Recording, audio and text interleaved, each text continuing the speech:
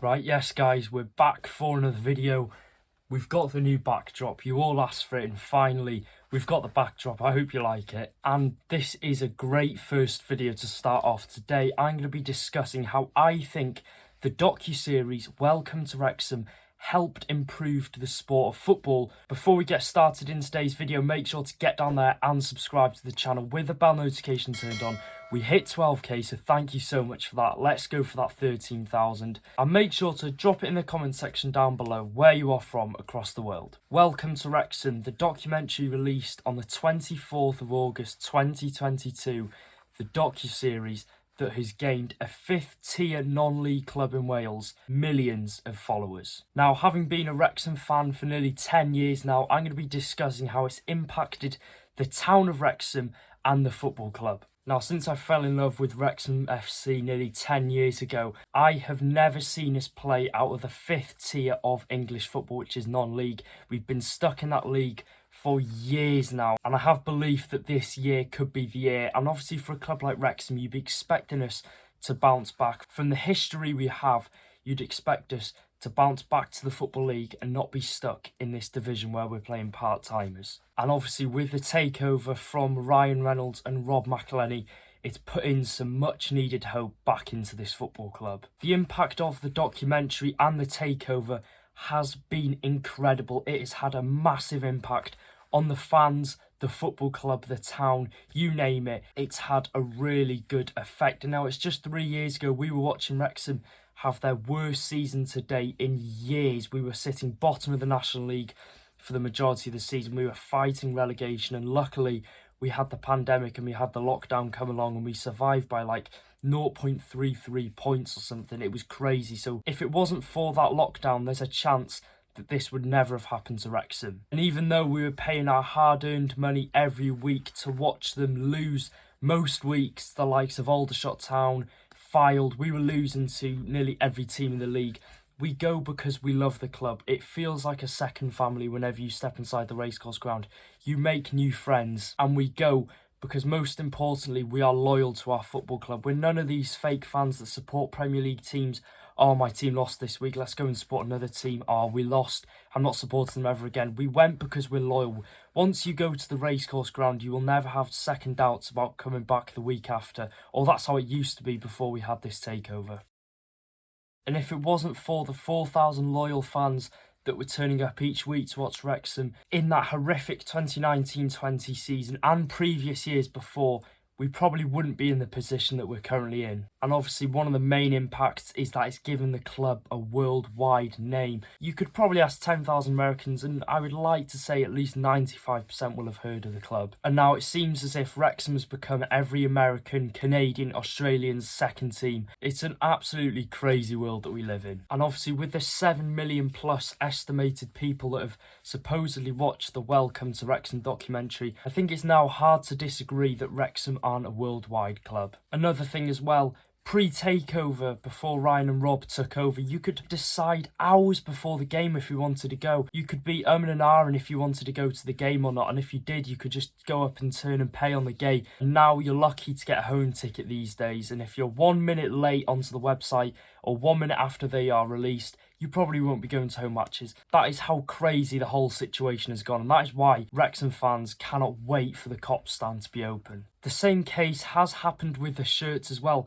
This is twice this season now that we have sold out our online stock within hours. It's an amazing sight to see people from every country across the world representing Wrexham by wearing the home shirt. Well, I mean, if you sort of see Ryan Reynolds wearing a home shirt, then surely you want to follow in his footsteps. And obviously the opportunities that have come with this takeover have been incredible for the club, and some that we've never dreamed of. We've had TikTok sponsoring our shirts. We've had Expedia sponsoring the shirts. Obviously we've had Aviation Gin on the training wear. We've been lucky to have the chance to build an incredible squad with an incredible coaching team who totally understand the passion of the club and where the club wants to go and how the fans feel, and that as fans really means a lot to us. And obviously at my age, I'm 17 years old.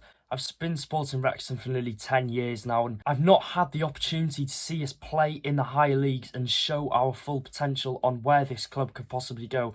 And if I'm being honest, I think within the next 5 or 10 years, we could still be seeing Wrexham in non-league. It seemed like we weren't making any progress, or we'd have one season where we get to the playoffs, and then the following season, or the following 2 seasons, we'd be disappointingly in the bottom half. How it's changed people's perspective on football. Now, most people you'll find over here in England or Wales will most likely support a Premier League team and will watch most of their games through the season on a TV screen. Now, I have nothing wrong with that, but what I'm saying is, after the takeover, people understood that it's a lot more than going to watch a game of football. Now, it's a place that you meet new people, or it's a place that you gather up and watch the football game with friends. And you also make new friends through football with the people you sit around. You get to watch your local team, and the passion is unmatched in non-league football. And the passion that's going around Wrexham FC at the minute, I think we must have at least one of the most passionate fan bases out there. It's the same with the whole of non-league. Every non-league team has a good set of loyal fans and fans that will do anything to keep their club going. And I hope if there's anyone watching this,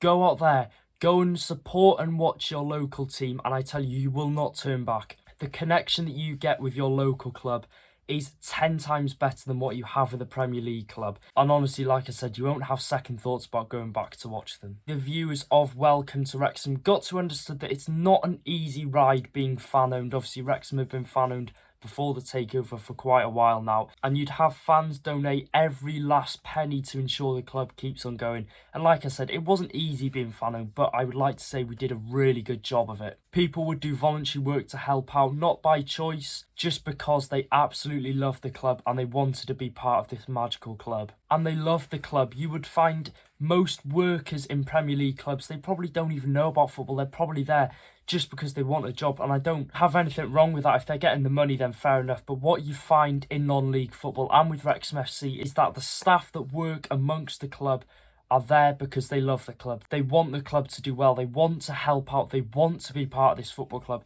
And I feel like that's what is so much better supporting Wrexham FC than supporting a Premier League team. And like I said, the community of Wrexham Football Club, the people who work here, the fans, is completely unmatched. And I really think they did an incredible job on the documentary to show the inside of the club, what goes on amongst the club, the hard-working people inside the club, and then obviously you get to see the passionate fans, how much the club means to the fans and how much this takeover meant to us. So like I said, from now on I think people will look at non-league football differently. Obviously, most Premier League fans probably look at non-league football and just think it's a poor part of the sport of football, but trust me, I would much rather watch my non-league team week in, week out than go and watch a Premier League team. Most of the big clubs in the Premier League are probably tourist supporters, so there's no real atmosphere. And that's another thing, you get the atmosphere inside the ground. And I would say Wrexham is a touristy club now with the takeover and stuff, new people coming to watch. But I guarantee you, every single fan that comes to the racecourse ground week in, week out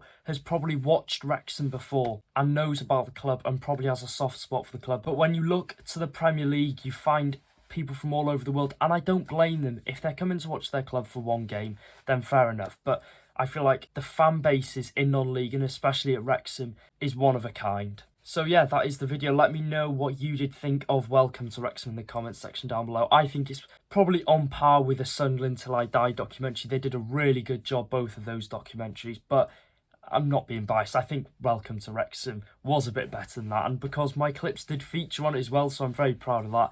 And yeah, thank you for 12k, and roll on Wednesday night for our game against Scunthorpe United in the FA Trophy. Until then, I'll see you guys then. Take care.